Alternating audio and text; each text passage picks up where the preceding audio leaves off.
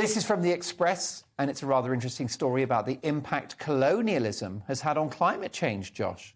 Yeah, it is interesting. You wouldn't have. It's interesting. This is a study from University of Nottingham, which is strange that they're studying Aborigines. I don't know where that connection happened, but essentially what it was, Aborigines before the UK colonised it, Australia.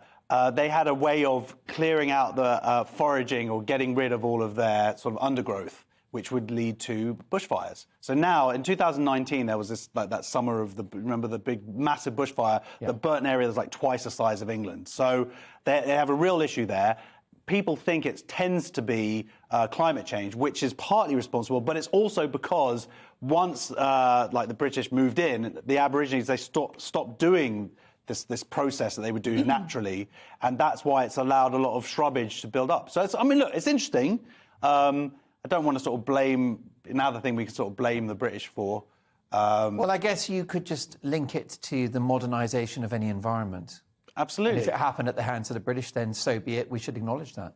Yeah, and I guess now that they know that there's a problem there, maybe, you know, now hopefully they realise what the problem is. Now you can set about helpfully. And actually, when California had those dreadful wildfires a couple of years ago, the then President Donald Trump cited the issue of land management, for which he was criticised. But I think it is a factor, isn't it? Yeah, and they should. That's what they do. Get some Aborigines, send them over to California. There you go. Work their magic. Business class. Yeah. Yeah, of course. Get them to climb over the wall in Mexico. Maybe Donald Trump could be site supervisor with a hard hat. Well, there's a story later on which might be leading to that as punishment.